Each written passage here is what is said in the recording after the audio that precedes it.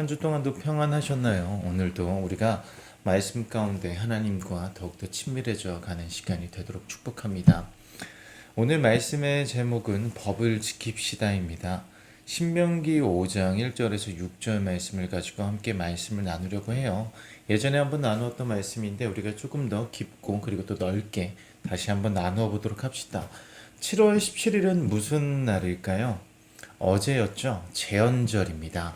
1948년 7월 17일에 대한민국, 한국의 법이 만들어진 것을 기념하는 날입니다. 그리고 지금도 역시 법이 만들어지고 있죠. 국회의원들이 지금 살아가면서 필요한 법들을 법안을 발의해서 법을 만들어지는 일들이 지금도 이루어지고 있습니다. 시간이 흐르면서 세상은 변해요. 예전에는 필요했던 법이 지금은 필요하지 않을 수도 있습니다. 그리고 또 다르게 적용되어야 할 수도 있고요. 그리고 또 필요에 따라서 새롭게 만들어야 하는 법들이 있습니다. 그러면 우리가 한 가지 질문을 해볼 수 있어요. 어떤 질문을 해볼 수 있냐면 그리스도인으로서 법을 지켜야 할까? 우리는 삶을 살아가면서 대한민국에서 살아가면서 우리는 이 땅의 법을 지켜야 할까? 너무도 당연하겠죠. 여러분들도 모두 그 의견에 동의할 거라고 생각합니다. 지켜야 돼요. 그리고 또 우리는 그리스도인이기에 더욱더 잘 지켜야 됩니다. 하나님께서는 세상의 권세를 인정하셨습니다. 로마서 13장 말씀에 이런 이야기가 있습니다. 사람은 누구나 위에 있는 권세에 복종해야 합니다. 모든 권세는 하나님께로부터 온 것이며 이미 있는 권세들도 하나님께서 세워주신 것입니다. 하나님께서 권세를 인간에게 부여했다라고 이야기를 하고 있는 거죠. 그러므로 권세를 거역하는 사람은 하나님의 명을 거역하는 것이요, 거역하는 사람은 심판을 받게 될 것입니다. 그리고 또 마지막 가운데 세금을 또 내야 된다고 이야기도 하죠. 같은 이유로 여러분은 또한 조세를 바칩니다. 그들은 하나님의 일꾼들로서 바로 이 일을 하는데 힘쓰고 있습니다. 이렇게 이야기하면서 세상의 법을 따라야 함을 이야기하고 있어요. 여러분은 모든 사람에게 의무를 다하십시오. 조세를 바쳐야 할 이에게는 조세를 바치고 관세를 바쳐야 할 이에게는 관세를 바치고 두려워해야 할 이는 두려워하고 존경해야 할 이는 존경하십시오. 이렇게 이야기를 합니다. 법은요, 나를 보호하고 서로를 보호하기 위해서 만들어졌어요. 법 없이도 살 사람이라는 말이 있죠. 법 없이도 살 사람에게도 꼭 법이 필요하죠. 왜냐하면은 법이 있어야 사는 사람들이 있기 때문에 그 법 없이도 살 수 있는 그 사람을 위해서 법은 만들어져야 돼요. 공동체성을 띠고 있습니다. 그리고 한 가지 문제가 우리가 삶을 살아가면서 생각해 볼 수 있는데 어떤 거냐면 우리가 삶을 살아가다 보면 세상의 법이 때로는 우리나라는 많이 그렇지는 않지만 다른 나라들은 많이 해당되는 국가들이 있어요. 지금도 우리도 뭐 차별금지법이나 여러 가지 이런 이슈들이 막 이렇게 나오면서 여러 가지 고민들이 있는데 어떤 고민이 있냐면 우리가 삶을 살아가면서 그리스도인들의 가치관과 그 법이 부딪힐 때가 있어요. 그때 우리는 어떻게 해야 할 것인가? 성경 말씀과 그 법이 맞지 않을 때는 우리는 그것을 어떻게 해야 하는가? 결론부터 이야기하자면 개혁해야 되겠죠. 우리가 삶을 살아가면서 그리스도인으로서 우리는 성경 이 말씀 가운데 지켜야 되는 것들이 있는데 이러한 것들이 세상의 법과 맞지 않는다면 우리는 이 법을 고쳐나가기 위해서 우리가 주어진 삶의 자리에서 노력을 해야 할 것이고 그리고 또 만약에 국회의원들이 그리스도인들 가운데 있다면 있죠. 그러한 그리스도인들은 그 법을 바꿔나가기 위해서 노력을 해야 할 겁니다. 결국에는 개혁을 해야 한다는 우리에게 그 사명감이 있어야 한다는 것이죠. 성경에도 법이 있어요. 구약의 율법은 613가지가 있습니다. 365가지는 이렇게 하십시오. 248가지는 이렇게 하지 마입니다. 그리고 이 613가지의 율법을 잘 정리한 것이 십계명이에요. 구약의 율법을 대표하며 다른 계명과 잘 이어져 있습니다. 그리고 예수님께서는 이 계명을 이렇게 정리해 주셨어요. 마태복음 22장 말씀입니다. 예수께서 그에게 말씀하셨다. 내 마음을 다하고 내 목숨을 다하고 내 뜻을 다하여 주 너의 하나님을 사랑하여라 하였으니 이것이 가장 중요하고 으뜸 가는 계명이다. 둘째 계명도 이것과 같은데 내 이웃을 내 몸과 같이 사랑하여라 한 것이다. 이 두 계명에 온 율법과 예언서의 본 뜻이 달려 있다. 이렇게 예수님께서는 그 율법들을 다 정리하셨습니다. 하나님의 율법을 생각하면 여러 가지 생각이 듭니다. 그 중에 하나가 어떤 마음이 드냐면 너무 답답해, 날 구속하지 마. 사춘기 때 집에서 많이 반항을 하죠. 왜냐하면은 집에서 구속하는 그러한 이야기들이 자기를 너무나도 답답해하기 때문에 많이 반항을 하는 모습을 우리는 겪어왔고, 우리가 실제로 그랬고 지금도 주변에서 그런 모습들을 보고 있습니다. 많이 답답해하는 거죠. 이런 감정이 생길 수 있어요.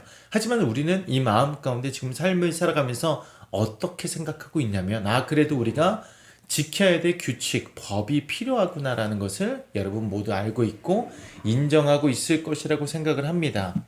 법은 하나님의 주권적인 은혜 속에서 구원받은 우리가 그리스도인으로서 하나님의 사랑과 축복을 마음껏 누리기 위해서, 그것을 안전하게 누리기 위해서 주어진 하나님의 선물이라고 정의를 내릴 수가 있습니다. 우리가 무언가 물품을 구입할 때에 구입을 했을 때 사용 설명서가 따라옵니다. 이것은 이렇게 사용되어져야 합니다. 이거는 이렇게 지켜야 돼요. 이건 이렇게 해야 돼요. 그래야지 그 물건을 잘 사용할 수 있겠죠.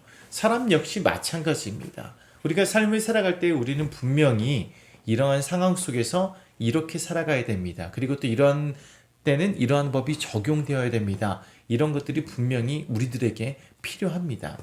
법의 기능은요, 법이 적용되는 주체, 사람의 행복에 먼저 목적이 있습니다. 그렇기 때문에 그렇게 법이 만들어지고 있습니다. 그리고 또 이 법은요, 우리가 삶을 살아가다 보면 잘못을 깨닫게 하는 역할을 하게 됩니다. 그리고 또 이 법은 공동체성을 띠고 있어요. 우리가 나 혼자만 잘 사는 것이 아니라 서로 잘 살아갈 수 있게끔 이 법이 만들어져야 합니다.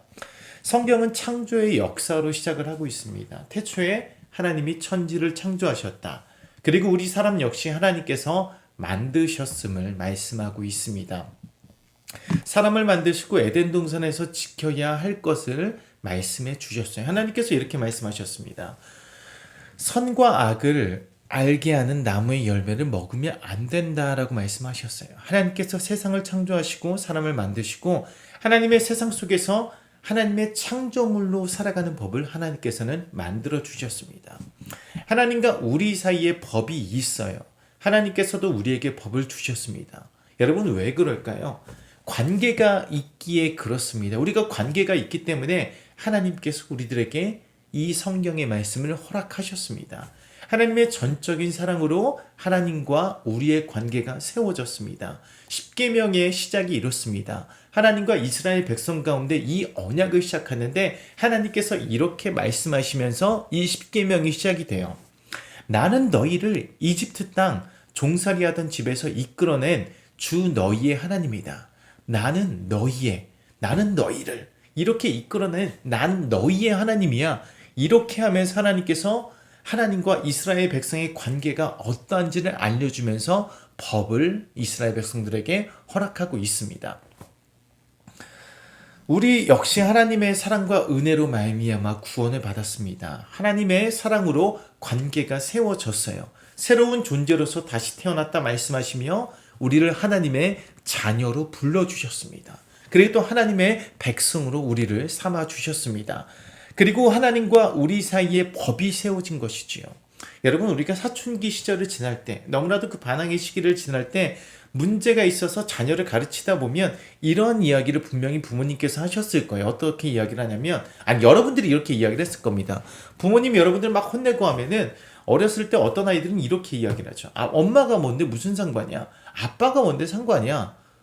엄마하고 아빠니까 상관이 있겠죠. 당연히 나는 너를 낳았고 너를 키워줬으니까 당연히 간섭할 권한이 있어요. 부모님은 그런 권리가 있습니다. 부모와 자녀의 관계가 있기 때문에 엄마랑 아빠는 자녀의 삶에 참견을 할 수가 있습니다. 여러분 결혼을 하면 정해야 할 것들이 생겨요. 그리고 또 연애를 해도 마찬가지 있겠죠. 이때는 꼭 연락을 해야 돼. 이렇게 이런 것들을 이렇게 법으로 법이 아니라 서로 이렇게 규칙으로 세우기도 하고 그렇죠. 법과 규칙은 비슷한 거잖아요.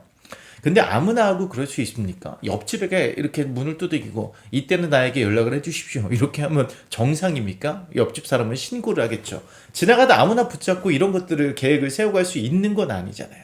관계가 형성이 되어 있어야 이 법이 세워질 수 있습니다. 무언가를 정했다는 것은 관계가 있다는 말이에요. 여러분, 그리고 또 한 가지 생각해 볼 수 있어야 됩니다. 법이 진짜 왜 필요하냐면 결혼을 하면 많이 싸워요. 신혼 때 전쟁과 같은 시간을 보낸다고 합니다. 제가 그렇다는 건 아닙니다. 물론 그렇지 않은 경우도 있어요. 저 같은 경우가 그렇겠죠. 서로 성향이 잘 맞는 경우에는 그렇지 않습니다. 그리고 또 가치관이 맞을 때도 그렇지 않겠죠. 싸운다고, 그렇고 여러분 생각하셔야 되는 것은 무엇이냐면 싸운다고 사랑하지 않는 것이 아닙니다. 그렇게 싸우면서도 같이 사는 이유는 사랑하니까 그렇겠죠. 사랑하는 두 사람이 함께 살아가면서 서로 맞춰가는 과정이기에 싸울 수밖에 없습니다. 서로 다른 환경에서 살아왔어요. 꽤 긴 시간 동안 30년 이상의 시간을 각자의 삶에서 삶을 살아왔습니다.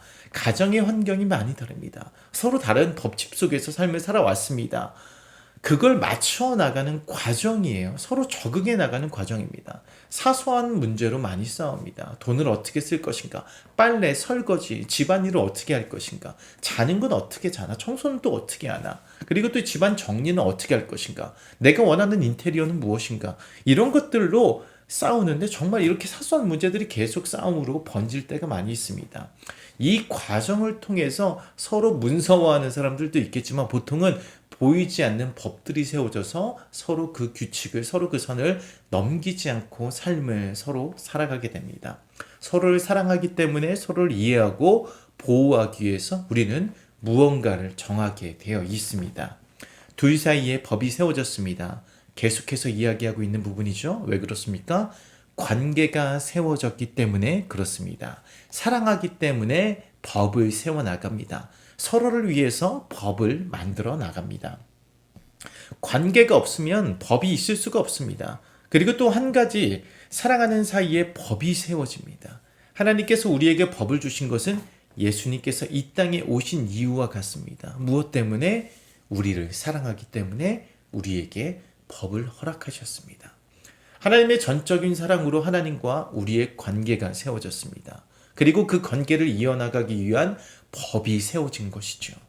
지난번에 우리는 레위기를 읽었습니다. 그리고 레위기를 이해했어요. 어떻게 이해했냐면, 이 어려운 레위기를 어떻게 이해했냐면, 레위기에는 예배의 법이 담겨져 있어요. 하나님과의 관계를 이어나가는 법입니다. 하나님께서 많은 말씀들을 하시며 십계명을 주시며 이미 우리의 연약함을 알고 있었습니다. 우리가 그 법을 제대로 지키지 못할 것임을 하나님께서는 알고 있었습니다. 그래, 너희가 법을 지키지 않겠지.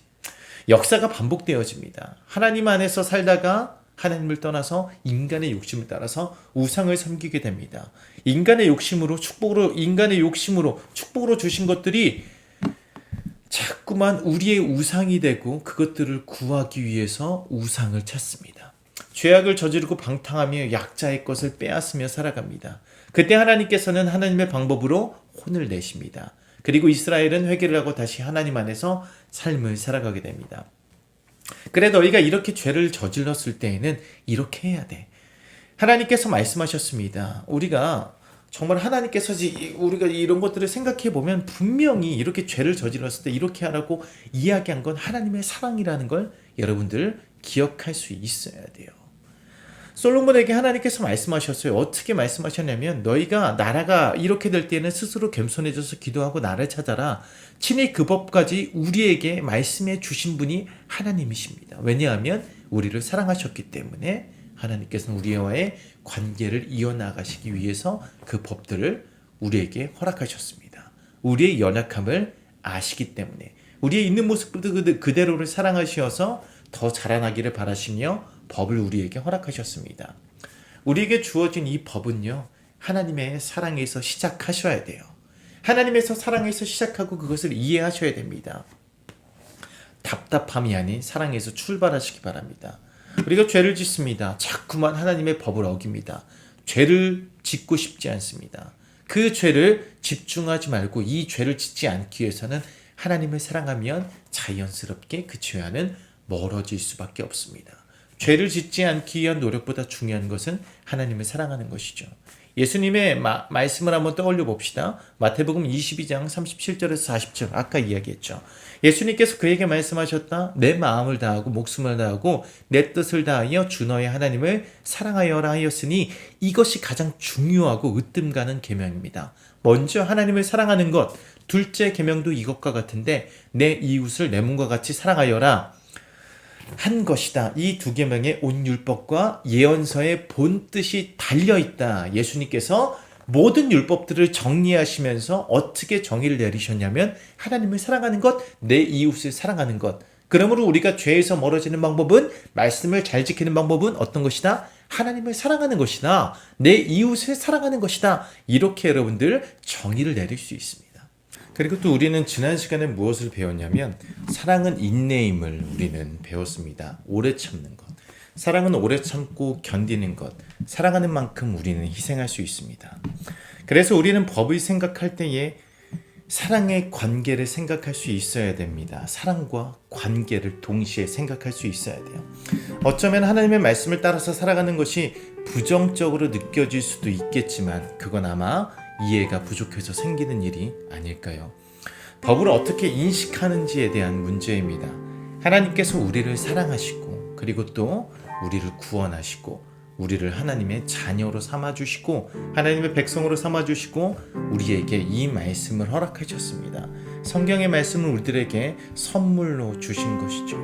그래서 우리는 삶을 살아가면서 하나님을 사랑하며 감사함으로 그 말씀을 따라서 순종의 열매를 맺어야겠습니다. 그렇게 우리 청년들이 삶을 살아가면서 이 말씀 가운데 순종의 열매를 맺는 청년들이 되었으면 좋겠어요. 예수 따라가며 이 찬양이 생각이 납니다. 제가 1절만 한번 읽어볼게요. 예수 따라가며 복음 순종하며 우리 행할 길 환하겠네.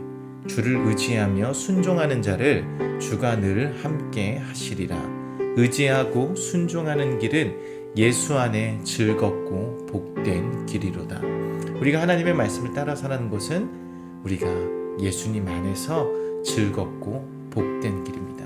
우리 같이 함께 그 길을 걸어갑시다. 기도하겠습니다.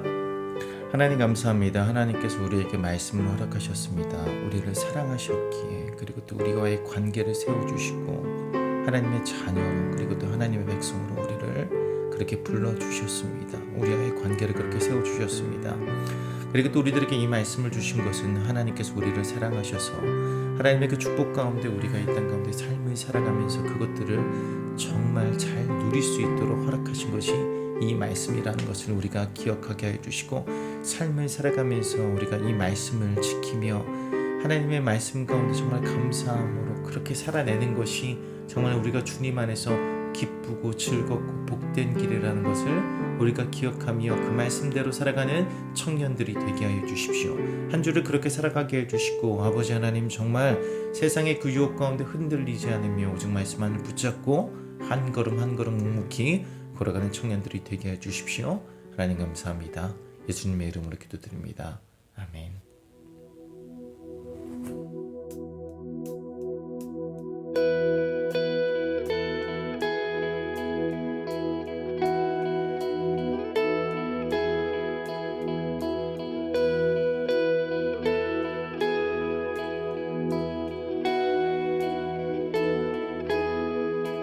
예수 따라가며 복음 순종하며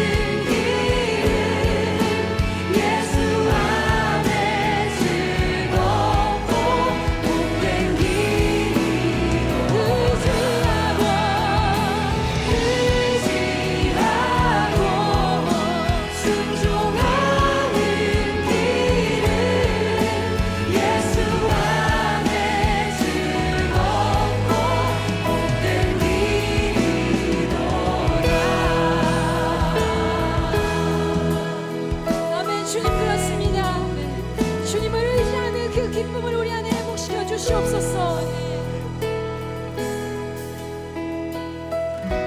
우리 사절의 가사로 고백합니다.